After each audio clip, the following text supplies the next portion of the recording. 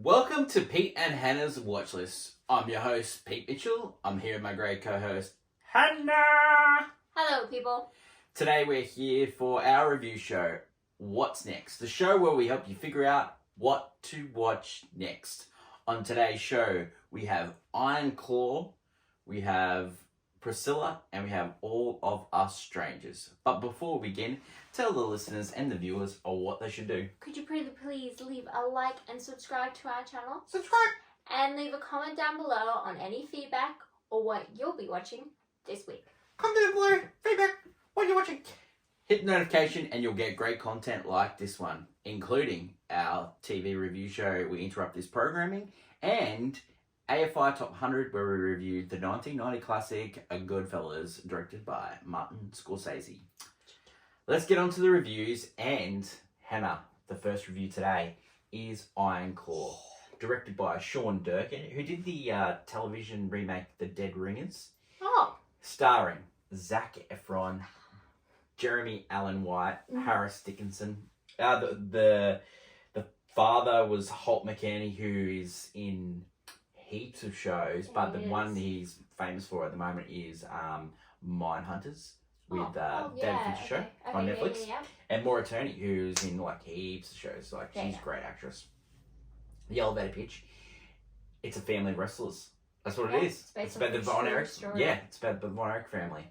True tragedy story. So, look, we're going to skirt around the tragedies, or in a sense that, I mean, if you want to learn more, it's on the internet. Look, and if you've seen TikTok or anything, there's a lot of that story. If you like, we won't go into it just in case anyone doesn't love that stuff. I would try and stay away as much as you can from this movie, so know. It's the opposite, because you knew a lot of stuff going in. I knew basically nothing, except I knew an outline, but not really anything going in. So the family thinks they're cursed, and so all these bad things happen to them. It's explained quite just cutely in the movie. It's a true story. Zac Efron. It was the main guy who's played by Zac Efron. He's still alive. Yeah.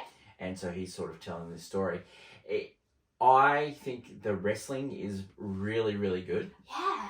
It was. I was loving it. So Eddie Guerrero's brother, he was a famous wrestler, Latina. He was the guy that actually helped him. Yeah. Helped them, showed them how to do it. Yeah. Yes, and he did other performers who turned into... He did Steve Amell's wrestling show. Yes. Yeah.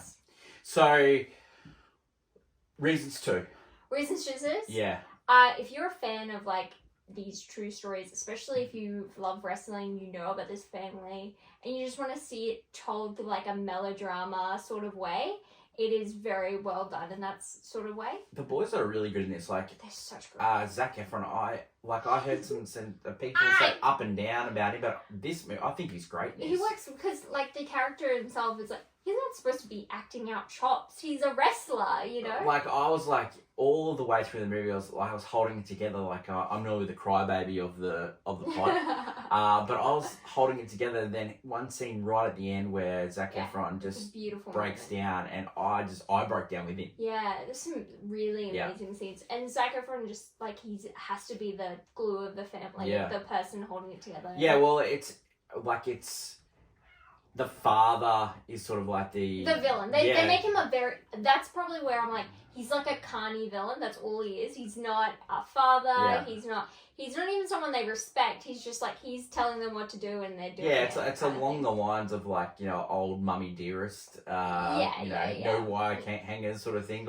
They're really playing into the father being he doesn't have much depth, to be honest. Whereas I find that the brothers and their relationship is where this movie really shines. Yeah, they're really only scratching the surfaces of all the things that the father did. And look, all the things that happened to this family, this movie's only scratching the surface because this family's just gone through the ringer. And they really have. Yeah.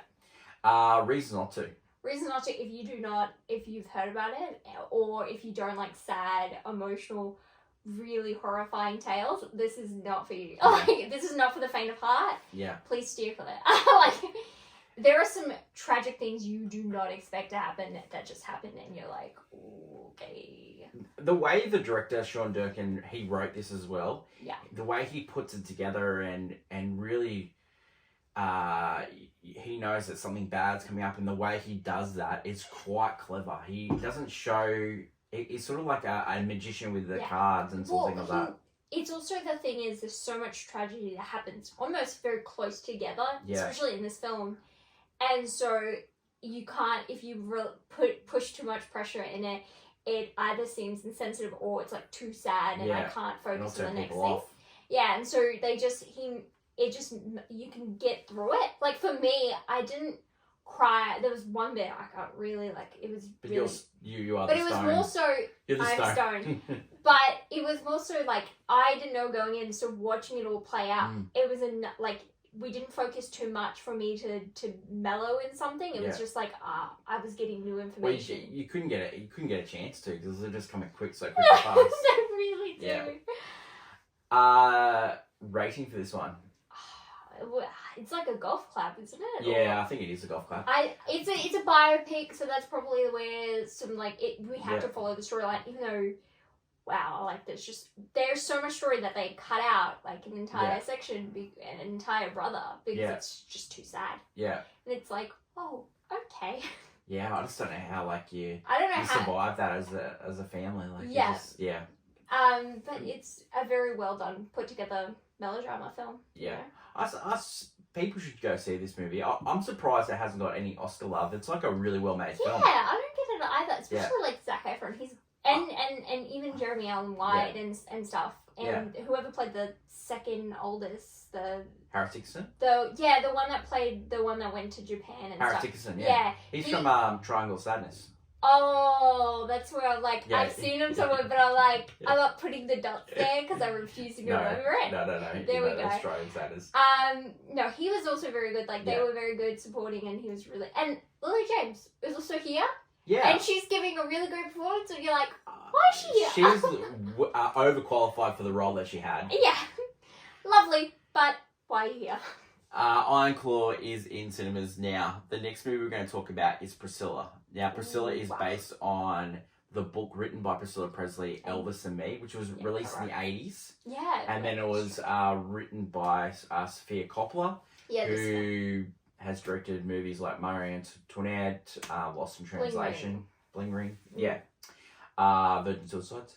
The elevator pitch, we follow the start of Elvis and Priscilla's relationship right up until they break up. Yeah. Cool. Now, I think this movie is a perfect companion piece to Elvis. Yeah. It's weird to say because Elvis itself is flawed because it refuses to be about Elvis and be about the story himself. It has nothing to do about how Priscilla was groomed. This one, it goes fully into it. It's like, no, we were in love. And this one is like, there was love. There was also kind of like, she's a doll and she's my doll. Yeah. Like, it was like watching a grown man play with a doll. It was that kind of thing. Yeah, that's what they mean. And you could go with, like, when you watch Elvis, it's like he had no control of his life. Yeah. And then you, like, in Priscilla, like, so he controls Priscilla to be that kind of person. Well, it's like... So, Elvis... It kind of gives Priscilla this Elvis had a pet and Priscilla had a pet. Priscilla's pet was a poodle and Elvis's pet was Priscilla. Like, it's just... Yeah. I thought if they would have... They didn't include the snowman. Which is Colonel. They only like phone conversations. Which was great. If they would have not included any performances, they only there was a brush of performances from Jacob Elordi. Yeah. I think they should have stayed well clear of that because those scenes didn't work for me at all. Like there was a weird silhouette of him doing the television special and all that. No, the movie should only focus on their relationship. On their relationship, yeah. But because those scenes really worked for me, how they were really going into how, like, he tried to kick her out when she was, like, 8 months pregnant and all this. Yeah, because he was, like, trying to have a thing, and then so she kind of, like, knows how this goes. So she walked away, and then he was immediately, because he was, like, in their relationship, it was kind of like, he would get upset, she would back away, and then he would be like, oh no, I'm sorry. And it's like, It's like really like. It's classic pet behavior. That's what he was. He was just had a pet. Like it was like and the fact how young you get to see how young she is. And all this stuff, and it's like I know it's an interesting. It's uncomfortable to watch. Like I implore we're watching tragedies, and this movie is like watching a slowly crashing car. Crash, It was like I was like, and I just think the actress that portrayed Priscilla, Carly Spenny. Yeah, she's really good as young Priscilla, like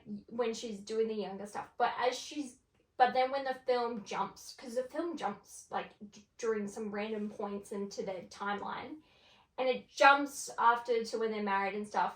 She's not holding it together you can see she's drifting apart because she's not being loved. But it feels like she's acting wise, she's not even there.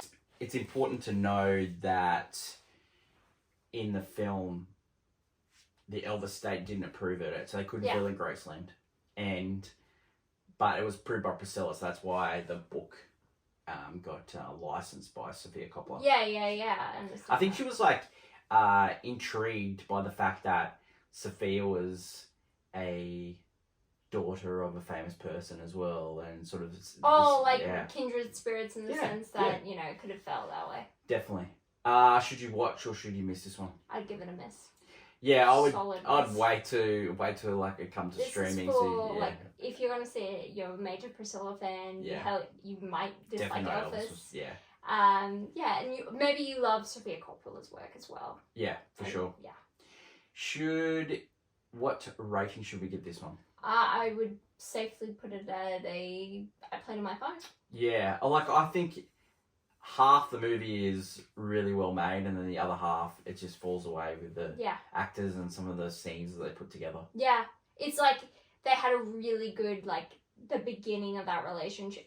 Again, how the beginning of the relationship worked. I think the story that it's based on is quite an interesting story, and then I think it would be interesting to see how it pulled apart. Yes. I just don't think they really focus on the idea of these two people falling away from each other. Basically, the reason why it didn't work anymore was she was growing up and she wasn't a kid and she wasn't a pet anymore. Yeah.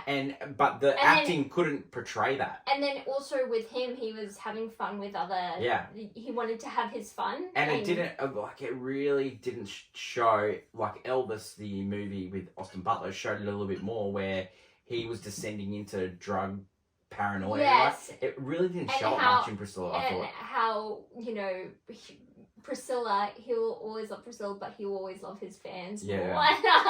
We were the villains of Elvis. Priscilla is now in Australian cinemas, and you can get it on streaming services in the US. Yep. The next movie we're going to talk about is All of Us Strangers, which was released in Australian cinemas last week, and it's in limited release around America now. All of Us Strangers is based on a Japanese film.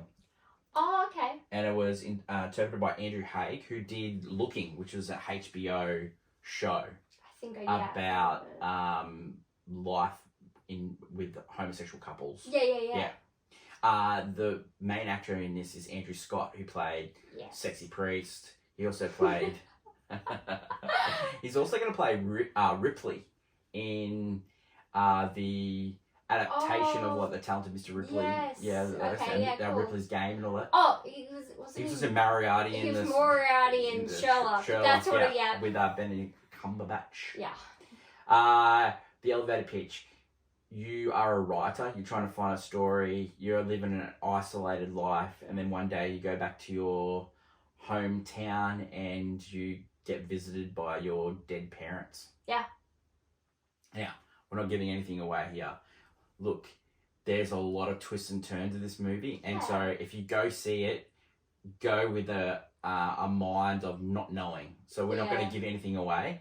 We're just going to tell you that this movie is really, really well made. Yeah, it's just sort of an emotional roller coaster kind of thing where you're you strap in and it's.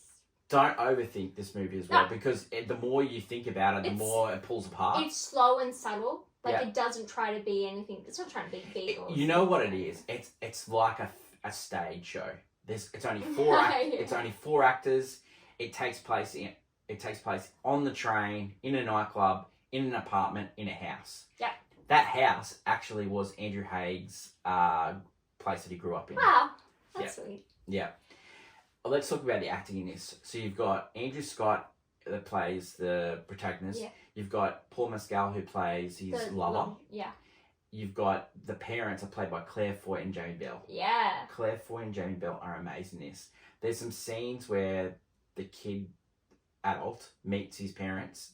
That scene's great. Then you get individual scenes with each parent. Yes. Fantastic. It's then you get a so Christmas tree scene. You get a scene in the bed where they're all three of them are in the bed yeah, together. kind of which like is going fantastic. through. Yeah. And then you get the end scene at a cafe where they're having lunch together. Yeah. Just brilliant. Well acted. The parents. Jamie Bell is. I was in tears every scene. In this movie. Jamie Bell was amazing in this movie. I guess you know what it is. It's like when you get that really good dad role. It's Yeah. like you just. Well, he's actually younger than Andrew Scott, and Claire Foy's younger than Andrew Scott Well, too.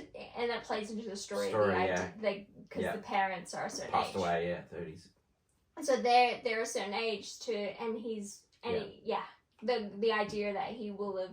Yeah. He will live older than his parents did. I love how this movie works with the fact that the things that happen to you as a kid affects you as an adult. Yeah, and you sort of try and escape that the whole time. I guess the trauma there are still like parts of you you never really like fully like said goodbye to. Yeah. And like he's getting this opportunity to kind of like put it under the bed. I also like the fact that the parents got to say to the kid, you know, we had no idea what you were going through. We had no idea how to be a parent as well, and we were hoping that we were going to get better. True. Like, we were hoping we were going to get better. We get that time. Yeah, we would got better as a parent. But that scene in the bed where he's saying, "Oh, I went.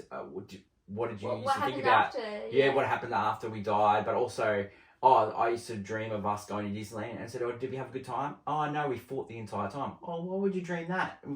Because that's what their life was, you know." So he was sort of like giving a realistic view of them. I thought this movie was really fantastic. I loved it.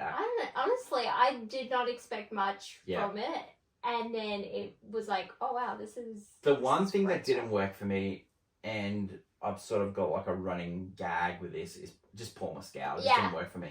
I think he's better in this than the previous film, which was after. I just think he just didn't have a great time because he was up against a fantastic actor in Andrew Scott. Andrew Scott is he's really good. He's doing really good. And it's like, Paul Mescal, He is fantastic in this. Yeah. I really liked it. Honestly, everything about the whole idea and the way this film plays out is just very... Yeah. It's an emotional roller coaster in a good way. Reasons to see. Reasons to see this, incredible acting. Yeah. A really heartfelt story about moving on and letting go. Yeah, about loss. Yeah, about loss and... Reasons not to see this. It is a story that is far-fetched. Far-fetched. Yeah. And a little bit slow. The start of it, I found, was like... Yeah. I was waiting for something to happen. It took a long time. Until he meets his parents, nothing's happening. Honestly, until he meets the mum again, I'm like waiting for them to drop. Because everything's just happening. And the first scene with the parents... I'm starting to cook. But it's not until he has this conversation with his mum, and then I'm like, oh wow, there's something here. Telling her that he's gay, Yeah, and she's like, I didn't understand this. Yeah. And then she's also because she was like, was it the 80s or 90s? I think it's the 90s. The 90s. No, the 80s, because it's the Pet Shop 80s. Boys, Yeah, and so she doesn't, and he's like, that's okay now to be like that. Yeah, it's different. And so she doesn't understand that she's never got to be another thing that worked for me was the older and younger. So he's like a Generation X, and then you got Paul Mescal as a Generation Z. So like there's a couple of different generations, and sort of like the different points of view of it they've had as life as a gay man. That really worked for me as well. I do like the dynamic. It's interesting. Other reasons not to see? I don't know. If you don't like emotional stories like this, like you want to keep your skeletons in the closet, then I cried like a baby in this. The scenes with the parents and the son. Yeah, if you want to keep your skeletons in your closet, then probably stick there. Rating for this movie? It's solid. I think it's golf clap. Yeah, for the acting alone. I think it's probably Golf Clap's bordering on a really banger, but like the thing that lets it down is sort of it just unravels a little bit. Yeah, it does. But I think wait for this to come out on streaming, and I reckon it's definitely watch. It's a very nice watch. And another underrated thing is the music. They played some bangers in this. Absolute bangers. Because it's set in that time. Frankie Goes Hollywood, Pet Shop Boys. Yeah, it's stuff that you like. Yeah, some really great needle drops. That is it for the reviews today. Hannah, tomorrow we've got movie news coming out. Huge, and we'll recap the Oscar nominations. So we're looking forward to that. Do you have any movies that you think you're gonna... Oppenheimer. Is there any movie that you really want to see nominated but you don't think will be? Honestly, we talked about two of them like now, but on Iron Claw, but not. Honestly, I think it's just going to be predictable. I really hope that Past Lives gets nominated, and it probably not going to, but I hope Past Lives is going to get nominated. But we'll find out on movie news tomorrow. Thanks everyone for watching. Don't forget to like, follow, and subscribe. You can catch us on YouTube, Spotify, Apple, everywhere you get your podcasts. Until tomorrow when we catch up for movie news, it's bye for now. Bye.